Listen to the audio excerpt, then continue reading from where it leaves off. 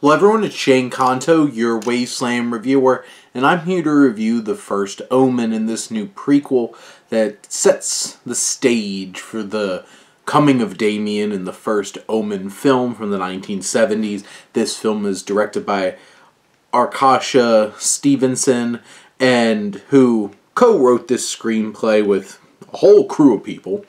But this particular film focuses on a young woman played by Nell Tiger-Free, famous for the show Servant from M. Night Shyamalan over on Apple TV+.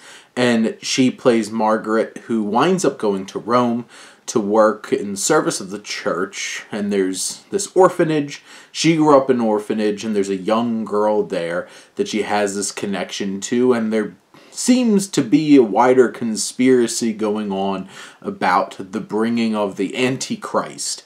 And this film really hits hard in terms of its classic kind of religious horror vibes.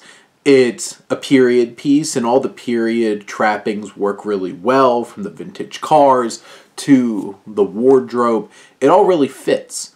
It captures this time period well in the time leading up to the first Omen film.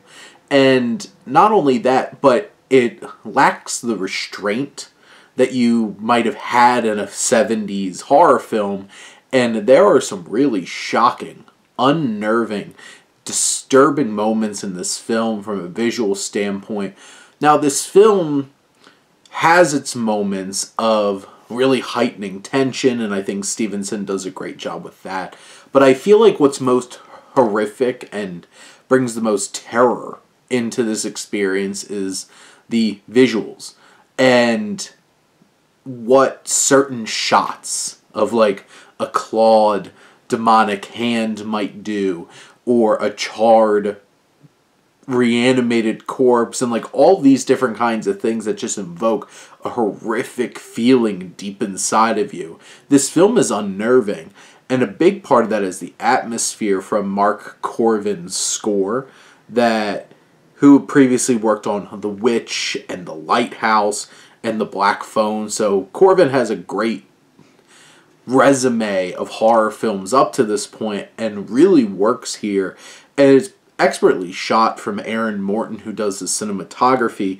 This film is gorgeous and striking, and just how they frame, how the camera works. There's some great panning shots that are long takes that really capture the feeling of things. There's just the sense of anxiety and fear that keeps building throughout the film, and the camera work really helps do that, as we have these interesting POV shots and different kinds of moments similar to that just really pulls you into the experience. Now, you feel for Margaret. She's been an orphan her whole life. She's been taken care of by this cardinal, played by Bill Nighy. And you have Father Brennan, played by Ralph Ineson, who's kind of trying to piece together this particular conspiracy around the church and what's going on with the bringing about of the Antichrist. You have the likes of Charles Dance and Sonia Braga, who brings some really strong veteran performances as well. Maria Caballero, who's one of the other young women who want to become nuns, and she is Margaret's roommate, and she has this performance, there's a lot of charisma, and really liked that character. Now, this film has a lot of like big reveals, and most of them you can see coming a mile away.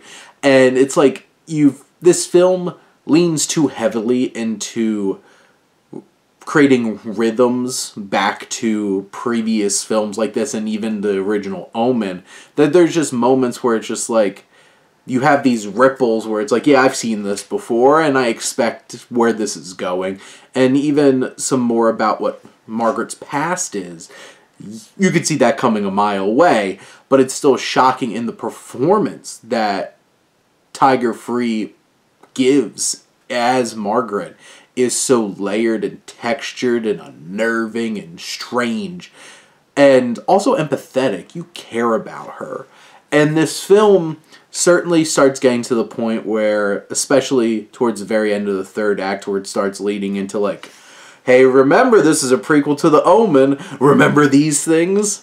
And you're just kind of like, okay, yep, I get it. It's leading right into the events of that. But it also sets up some interesting elements that are like, I wouldn't mind seeing what a new modern like sequel to the Omen would look like, kind of sandwiching this together. It got me. Stevenson does such a great job of building the horror and just pulling it all together. This is such a visually striking film. The music is unnerving. It just crawls up under your skin. And there's really great performances from across the board from veteran actors like Innocent and Nye and Braga and Charles Dance. And then Tiger Free delivers this great anchoring performance that brings it together. Sure, there's definitely some of those obnoxious, like, big horror movie expository scenes, and sure, it telegraphs itself too much as a prequel to the original Omen, but it's still a thoroughly unnerving and frightening experience that's really well put together, works as a period piece, has that old school kind of horror feel, yet lacks the restraint of what you might have had from that time period to deliver something that's quite impactful. And I would definitely love to watch again and would be interested to see where else this goes from here. But those are my thoughts on the first Omen. Let me know what you think and let's talk some movies. But thank you as always for tuning in and supporting your Wasteland reviewer.